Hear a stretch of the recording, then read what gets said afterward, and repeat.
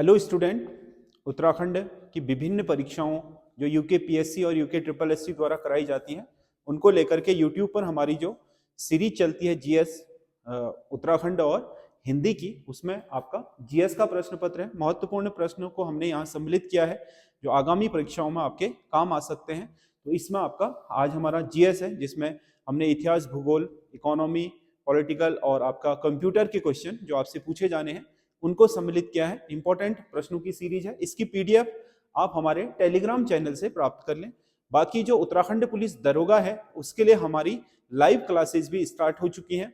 Live classes हमारी 3 घंटे की हर दिन होनी है, संडे को छोड़ करके। आपका मंडे टू सैटरडे को इसमें टेस्ट होना है। लाइव क्लास में आपका 1 घंटा हिंदी जो 100 नंबर का इंपॉर्टेंट वो कराया जाएगा, 1 घंटा आपका मैथ्स कराई जाएगी और 1 घंटा आपका जो जीएस है वो कराया जाएगा और मैथ्स के साथ बाद में फिर आपका रीजनिंग भी कराया जाएगा। तो सारा का सारा सिलेबस हम इसमें अगले कुछ 2-3-4 महीनों में आपका पूरा कराने का प्रयास कर रहे हैं। ये हमारी क्लासेस आज से शुरू हो चुकी हैं।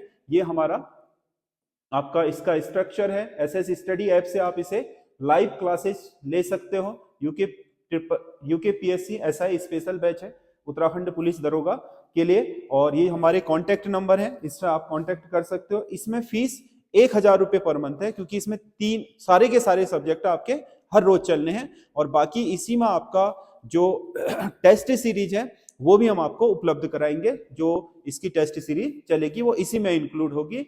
बाकी आपके अलग अलग टीचर इसमें आपको पढ़ाएंगे, मैथ्स अलग पढ़ाएंगे, जीएस अलग पढ़ाएंगे, हिंदी अलग पढ़ाएंगे। जिसमें हिंदी आपका मैं कराने जा रहा हूं पूरा का पूरा। आपको जो 100 नंबर का हिंदी है उसमें हम कोशिश ये करेंगे कि आपका 90 प्लस स्कोर हो, इस तरीके से उसे करने जा रहे हैं। बाकी जीएस है, जीएस में सारी की सारी यूनिट हम कवर करने का प्रयास करेंगे जितने भी टॉपिक आपके सिलेबस में दे रखे हैं। मैथ्स के सारे टॉपिक कराएंगे जितने सिलेबस में है और बेसिक चीजें जो बच्चे कमजोर हैं उनके लिए वो भी हम कराने जा रहे हैं। उसके अलावा आपका जो हफ्ते में जो आपका वीकली टेस्ट होगा वो भी इसी के थ्रू हो जाएगा। और एक सुविधा और है, ऐप के माध्यम से करके अगर कोई आपका कार्यरत है कहीं पर या टाइम नहीं मिल पाता, क्योंकि ये 10 से 1 बजे चलेगी हर दिन, सुबह 10 से 1 बजे तक। तो जो इसे नहीं ले पाएगा किसी दिन तो इसमें आपके ऐप के माध्यम से उसे रिकॉर्डेड क्लास की सुविधा भी मिल जाएगी। ऐप में जाकर के वो रिकॉर्डेड क्लास भी इनकी देख सकता है। ये हमारा शुरू हो गया है, कल से हम इसमें सब्जेक्ट स्टार्ट करने वाले हैं। आप तो एक हल्का सा ब्रीफिंग हुई थी जिसमें हमने परिचय लिया बच्चों को और किस तरीके से इसके सिलेबस को कवर किया जाएगा उसके बारे में हमारी एक चर्चा हुई थी। बाकी कल से ये आपका शुरू हो जाएगा।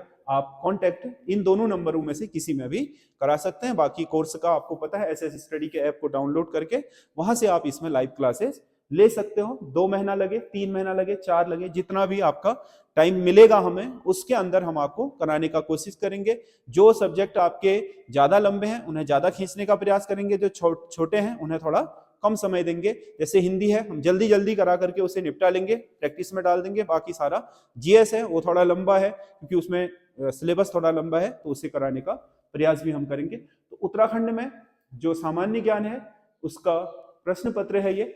और जो हमारी टेस्ट सीरीज आबकारी वाली चल रखी है वो तो चलेगी, उसे जो आबकारी वाले बच्चे तैयारी कर रहे हैं वो ले सकते हैं। 100 नंबर की पूरी टेस्ट सीरीज वो एसएस स्टडी ऐप पर ही है, उसमें भी आपको प्रश्न पत्र हम डाल रहे हैं। तो इसमें है, भारत में वायु परिवहन का विकास कब प्रारंभ हुआ? वायु परिवहन, भारत में पहली जो आपका क्या है परिवहन सेवा है वो आरंभ हुई थी 1911 में। 1911 में 18 फरवरी 1911 को भारत में पहली उड़ान भरी गई थी हवाई सेवा के रूप में, इलाहाबाद से नैनी के बीच। और इसमें आपका डाक जो सेवा है उसके लिए आरंभ की गई थी 1911 में। तो भारत में वायु परिवहन सेवा का आरंभ 1911 से माना जाता है। अगला क्वेश्चन है, वर्ल्ड डेवलपमेंट रिपोर्ट किस का वार्षिक प्रकाशन है? जो विश्व की आपके विकास की रिपोर्ट है कि कौन सा देश कितनी आपकी विकास दर के साथ करेगा, विश्व की इकोनॉमी क्या होगी, इस पर जो वार्षिक रिपोर्ट देता है वो देता है विश्व बैंक। कौन देता है? विश्व बैंक। विश्व बैंक का एक नाम क्या है? IBRD, international bank for reconstruction and development. ये आपका अंतरराष्ट्रीय पुनर्निर्माण एवं विकास बैंक भी कहलाता है, जिसे हम विश्व बैंक बोलते हैं। तो यही वैश्विक स्तर पर विकास रिपोर्ट जारी करता है। हर साल इसका एक अंक प्रकाशित होता है और जिसमें पूरी दुनिया की अर्थव्यवस्था के बारे में या विकास दर के बारे में दिया गया होता है। भारतीय रुपए का सर्वप्रथम किस वर्ष अवमूल्यन किया गया था? अवमूल्यन का मतलब क्या होता है? अपने रुपए की वैल्यू को घटा देना, समझ रहे हो, दूसरी मुद्राओं के मुकाबले। जैसे भारत का 1 रुपया मान लो अभी अमेरिका के 80, जो हमारा अमेरिका का $1 है, हमारा 80 रुपये में चल रहा है, तो हम अपनी वैल्यू और घटा देंगे तो 100 रुपये में चलेगा। ये अवमूल्यन तब किया जाता है जब किसी देश को अपना निर्यात बढ़ाना होता है। वैसे जब निर्यात आपका ज्यादा हो, आयात कम हो, तब तो लाभदायक है। अगर आयात ज्यादा है, अवमूल्यन कर दोगे तो बाहर से महंगी चीजें लेनी पड़ेंगी। हमारे जैसे देश के लिए सूटेबल नहीं है, क्योंकि हमारा जो व्यापार संतुलन है वो हमेशा घाटे में रहता है, यानी कि हम आयात बहुत ज्यादा करते हैं, निर्यात बहुत कम करते हैं। तो क्या होता है कि जब हम किसी मुद्रा के अपनी मुद्रा के मूल्य को घटा देंगे तो दूसरे देशों के मुद्रा के मुकाबले हमारे देश की मुद्रा कम आपके मूल्य की हो जाएगी और वह देश के निवासी अपने देश के कम पैसों में भी हमारे देश से ज्यादा खरीदारी कर सकेंगे। आयात बढ़ेगा, निर्यात बढ़ेगा हमारे देश का, तो इससे अर्थव्यवस्था को तेजी मिलती है। जब निर्यात आपका बहुत ज्यादा होता है तो तब ये करना लाभदायक होता है, आयात ज्यादा हो तो ये काफी हानिकारक होता है। भारत में आजादी के बाद पहली बार 1949 में भारतीय रुपए का क्या किया गया था? अवमूल्यन किया गया था, मुद्रा की वैल्यू को घटा देना। जैसे अभी मान लो 80 रुपए का एक डॉलर आ रहा है, अब हम कम कर देंगे अपनी मुद्रा का वैल्यू, अवमूल्यन कर देंगे तो 100 रुपए में $1 आएगा। ठीक है, विदेशी मुद्रा के मुकाबले हमारी वैल्यू कम हो जाएगी। लाला लाजपत राय द्वारा निम्नलिखित में से किस बैंक के लाला लाजपत राय निम्नलिखित में से किस बैंक के संस्थापक थे? लाला लाजपत राय भारतीय स्वतंत्रता संग्राम के एक महान आपके स्वतंत्रता संग्राम सेनानी रहे, पंजाब केसरी और बहुत प्रबुद्ध व्यक्ति थे लाला लाजपत राय। समझ रहे हो, जो आर्य समाज है उसके महत्वपूर्ण जो रीढ़ वाले सदस्य थे, स्वामी दयानंद सरस्वती के बाद आर्य समाजियों में जो सबसे बड़ा नाम आता है वो आपका लाला लाजपत राय का आता है। इन्होंने ही आपका जो डीएवी कॉलेज है, जब स्वामी आपके दयानंद की मृत्यु हुई तो उनकी दो विचारधाराएं बनी।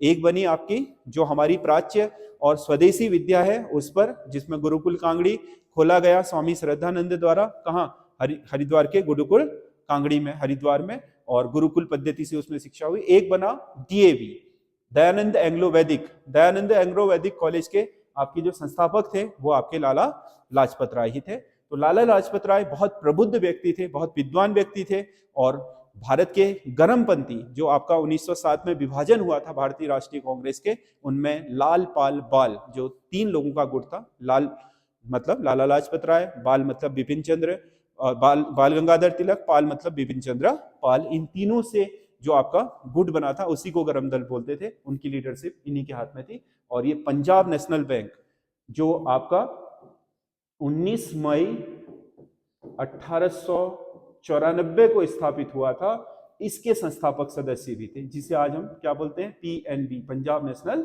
बैंक बोलते हैं। इसके संस्थापक सदस्य थे पीएनबी के। और पीएनबी भारत में विशुद्ध रूप से भारतीय पूंजीपतियों द्वारा लगाए गए पैसे में खुलने वाला पहला बैंक था, क्योंकि आज तक जितने भी बैंक थे वो अंग्रेजों के थे।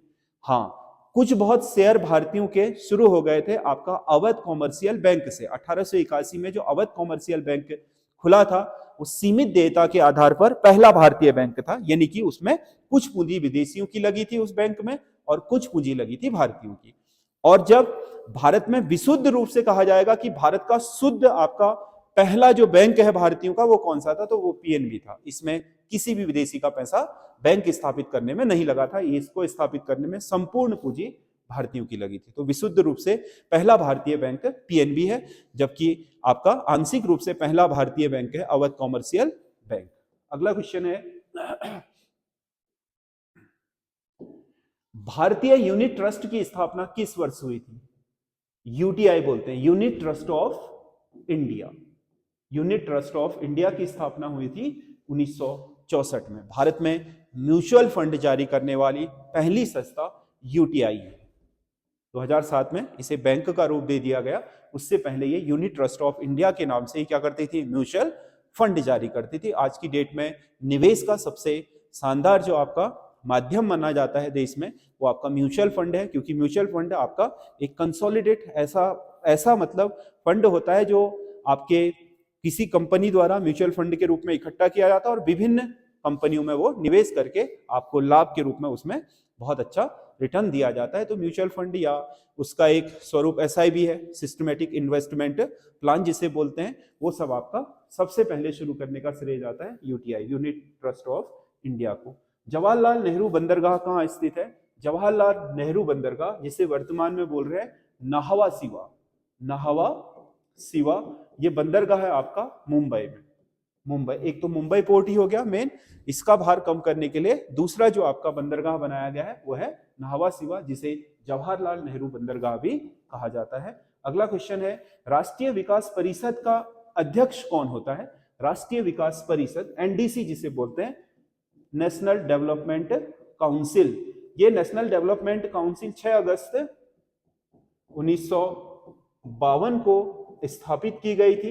ये भारत में आपके जो योजनाएं थी, पंचवर्षीय योजनाएं, उन्हें अनुमति देने वाली लास्ट संस्था थी। मतलब योजना बनाएगा तो योजना आयोग, लेकिन उसे अंतिम रूप से अनुमोदित करने का काम कौन करता है? NDC करता था। तो NDC का जो अध्यक्ष होता है वो भारत का प्रधानमंत्री होता है, और प्रत्येक राज्य का चीफ मिनिस्टर यानी कि मुख्यमंत्री NDC का क्या होता है? सदस्य होता है। अगला क्वेश्चन है, संविधान के किस अनुच्छेद के अनुसार स्त्रियों और बालकों के लिए किया गया विशेष उपबंध मौलिक अधिकार का हनन नहीं माना जाएगा? महिलाओं और बालकों के लिए अगर कोई विशेष उपबंध सरकार करती है, उन्हें विशेष सहायता देती है, तो वो मौलिक अधिकारों का उल्लंघन नहीं माना जाएगा। यानी कि क्योंकि समानता का अधिकार क्या है? सबको समान करेगा, बच्चे को भी, माताओं को भी, SC को भी, ST को भी, या अंदर जो आपके रिलीजन है उनको भी, समझ रहे हो। लेकिन उसमें कुछ वर्ग ऐसे हैं जो आपके कमजोर हैं, आर्थिक रूप से कमजोर या सामाजिक रूप से किसी भी वजह से, अगर सरकार ऐसे वर्गों को किसी तरह की विशेष प्रबंध कर रही है, उनके लिए प्रावधान कर रही है, तो वो मौलिक अधिकारों का उल्लंघन नहीं माना जाएगा। इसके लिए प्रावधान है। महिला और बच्चों को सरकार किसी भी तरह की सहायता देगी तो वो समानता के अधिकार का उल्लंघन नहीं होगा, ऐसा कहा गया है भारतीय संविधान के मौलिक अधिकारों के अनुच्छेद 15(3) में, कि अगर महिलाओं और बालकों के लिए अगर सरकार किसी भी तरह का विशेष उपबंध बना रही है तो वो समानता के अधिकार का उल्लंघन नहीं होगा। इसी में तो आपको, आपने उत्तराखंड में महिला आरक्षण कैसे दिया हो बताओ? नहीं तो आप कहते कि महिलाओं को कैसे आरक्षण दिया हुआ है, 30% फ्लैट आरक्षण, समझ गया ना। तो यही तो उसका उदाहरण है कि 30% दे भी रखा है, फिर भी हम कोर्ट में नहीं जा सकते उनके विरुद्ध कि कैसे दे दिया, समानता का अधिकार है, महिला पुरुष तो समान है, इनको 30% क्यों दे दिया।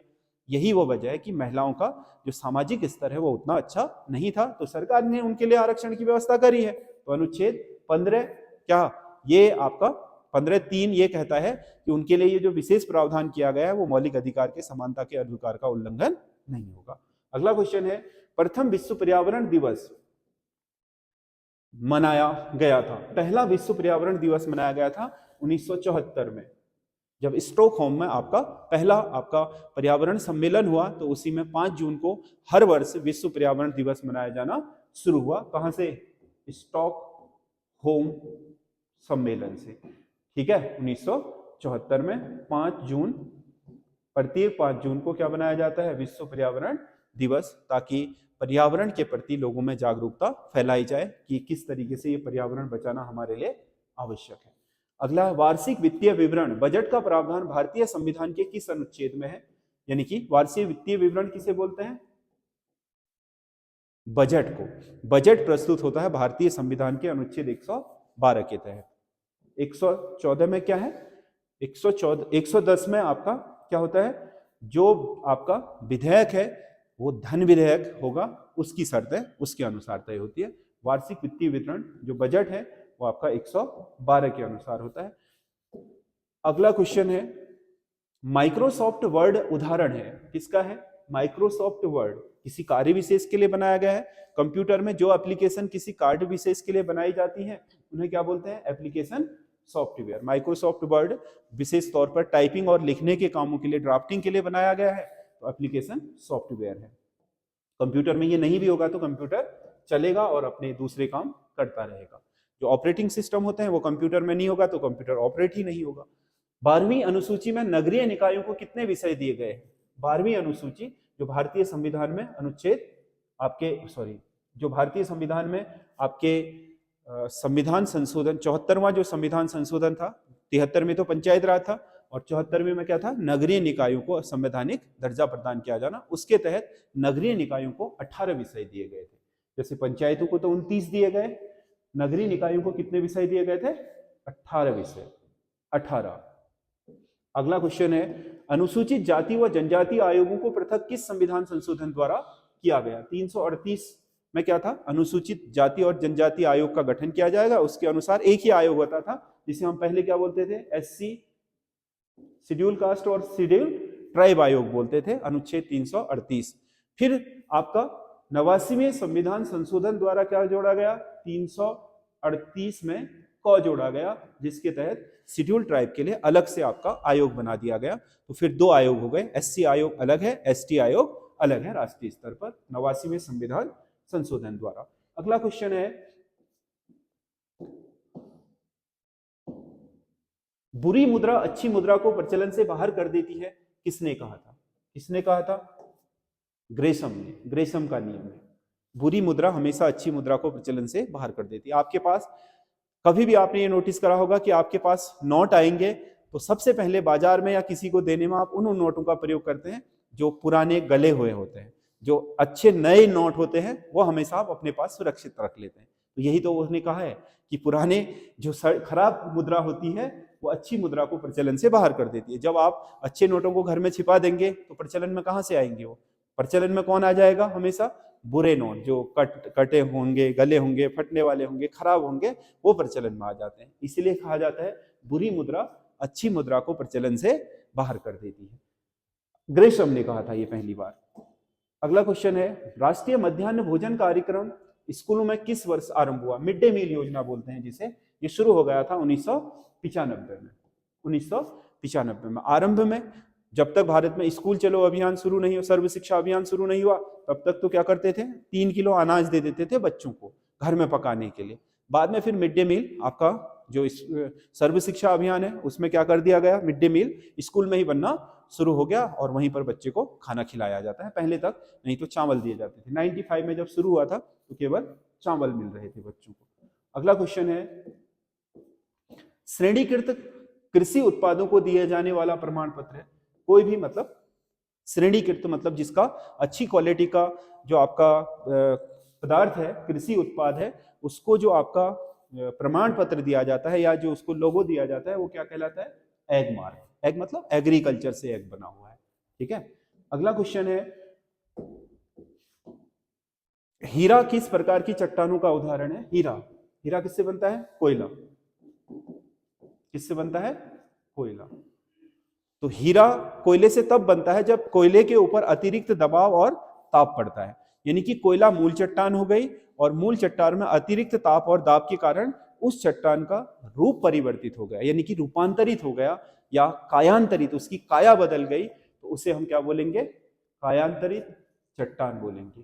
तो ये जो आपका हीरा होगा वो किसका उदाहरण होगा, कायांतरित या रूपांतरित चट्टानों का। आग्नेय चट्टानें और अवसादी चट्टानें आपके मुख्य चट्टानें होती हैं। हमेशा जो कायांतरित तीसरी प्रकार की चट्टानें बनती हैं वो बनती हैं आपके पहली दो चट्टानों में से किसी भी चट्टान के ऊपर किसी भी तरह का दबाव बढ़ जाता है या ताप बढ़ जाता है, तो उसके कारण उसके मूल भौतिक स्वरूप में जो परिवर्तन आ जाता है, तो उसके कारण जो उसकी संरचना बदल जाती है, तो उसे हम कायांतरित या रूपांतरित चट्टान कहते हैं। अगला क्वेश्चन है, कौन सा एक भारतीय मानसून से संबंधित नहीं है। जेट स्ट्रीम बिल्कुल संबंधित है। जेट स्ट्रीम भारतीय मानसून के लिए आवश्यक है, क्योंकि जब जेट स्ट्रीम जब तक आपके हिमालय के नीचे रहेगी, तिब्बत के पठार के नीचे रहेगी, भारतीय मानसून सक्रिय नहीं हो पाएगा। जब ये पीछे हट करके तिब्बत के पठार के पीछे जाएगा तब भारतीय मानसून सक्रिय होगा।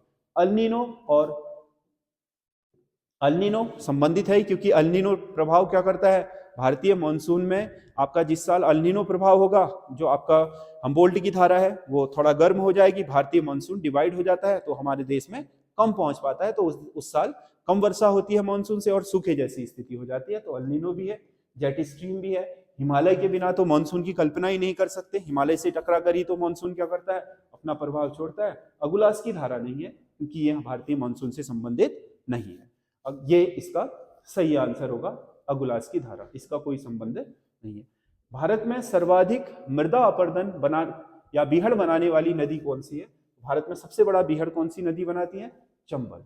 चंबल नदी अपने क्षेत्र में बहुत सारे अपरदन करके आपके रास्ते में बहुत सारे खड्ड बना देती है, जिन खड्डों को हम बीहड़ बोलते हैं। तो बीहड़ या नदी का नदी द्वारा जो सबसे ज्यादा अपरदन होता है भारत में, सबसे ज्यादा क्षेत्रफल पर, वो चंबल नदी से होता है। मऊ से निकलती है मध्य प्रदेश के, उसके बाद आपका राजस्थान होते हुए उत्तर प्रदेश में यमुना नदी से मिल जाती है। तो इस क्षेत्र में बहुत बड़ा बीहड़ बनाती है, जिन बीहड़ों को चंबल के डाब को छुपने के लिए कभी उपयोग किया करते थे। भिलाई इस्पात संयंत्र की स्थापना किस देश की सहायता से हुई थी? भिलाई जो आपका छत्तीसगढ़ में और भारत का वर्तमान में SAIL steel authority of India limited का सबसे बड़ा स्टील कारखाना है, इसकी स्थापना, भिलाई संयंत्र की स्थापना सोवियत संघ की सहायता से हुई थी, जो आपके देश के सबसे बड़े आपके स्टील कारखानों में, सरकारी स्टील कारखानों में से एक है। कौन सा एक नदी बंदरगाह है? नदी बंदरगाह यह आपका कोलकाता, ठीक है। विशाखापट्टनम समुद्री बंदरगाह, समुद्र तट पर है। कांडला समुद्री बंदरगाह है, पारादीप समुद्री है। कोलकाता बंदरगाह समुद्र तट से अंदर जाकर के हुगली नदी पर बनाया गया है, इसीलिए इसे क्या बोलते हैं? नदी बंदरगाह बोलते हैं। है तो इंटरनेशनल, लेकिन नदी में है, ना कि समुद्र तट पर। कंप्यूटर में फायरवॉल का मुख्य कार्य क्या है? फायरवॉल, कंप्यूटर में फायरवॉल क्या है? एक आपका ऐसा सिस्टम है जो उसकी मॉनिटरिंग करता है कि इसमें कोई चीज अनधिकृत रूप से प्रवेश ना करे, तो उसकी मॉनिटरिंग के लिए आपका प्रयोग में लाया जाता है। अगला, अनधिकृत उपयोगकर्ता के खिलाफ सुरक्षा प्रदान करने के लिए प्रयोग किया जाता है। अनधिकृत मतलब जिसका आपका लाइसेंस नहीं है, आज फिर जो गलत तरीके से इंटरनेट में या फिर सर्वर में प्रयोग कर रहा है, सर्वर में घुस रहा है, उससे खिलाफ सुरक्षा प्रदान करने के लिए प्रॉक्सी सर्वर का, प्रॉक्सी मतलब छिपा हुआ, ठीक है, मतलब एक ऐसा सर्वर जो वैसे तो ओपन नहीं होता, लेकिन जैसे ही कोई ऐसी चीज आती है तो तुरंत उनको पकड़ करके पहचान लेता है कि हाँ ये चीज गलत तरीके से सर्वर में प्रवेश कर रही है। अगला क्वेश्चन है, कीबोर्ड में किस शॉर्टकट की का उपयोग प्रिंट से पहले डॉक्यूमेंट्स का स्वरूप देखने, प्रिंट प्रीव्यू देखने के लिए किया जाता है? यानी कि किसी आपके क्या डॉक्यूमेंट्स को आप प्रिंट की कमांड दे रहे हो, तो उससे पहले लेकिन एक उसका रिव्यू देखना चाहते हो, प्रीव्यू देखना चाहते हो कि हाँ ठीक है या नहीं है, तो उसके लिए कौन सी कमांड दी जाती है? Ctrl+F2। Ctrl+F2 अगर आप दबाओगे तो आपको जो आप जिस डॉक्यूमेंट्स को प्रिंट करने जा रहे हो उसकी एक प्रीव्यू आपको दिख जाएगी कि वो चेक कर सकते हो कि सही है या नहीं है। अगला क्वेश्चन है, निम्नलिखित में से कौन सी एक आउटपुट डिवाइस नहीं है? Output, drum pen plotter output है, सीआरटी मॉनिटर आउटपुट है, एयरफोन्स आउटपुट होते हैं, कैमरा, डिजिटल कैमरा इनपुट होता है। कैमरा हमेशा फोटो को कैप्चर करके कहां? आपके कंप्यूटर सिस्टम को देता है, तो वो आउट क्या हो जाएगा? क्या होगा? इनपुट डिवाइस होगा। बाकी जो आपके देखो जो सीपीयू होता है उससे कोई चीज प्रोसेस्ड होकर के बाहर निकलती है तो वो आउटपुट होती है, और जो हम सीपीयू को देते हैं वो इनपुट होता है। तो कैमरा हमेशा फोटोग्राफ खींच के किसको देता है? आपका इनपुट देता है, किसको? अपने प्रोसेसर को, तो वो इनपुट डिवाइस होगी। तो ये 25 क्वेश्चन है, आपको कैसे लगे आप जरूर बताइएगा।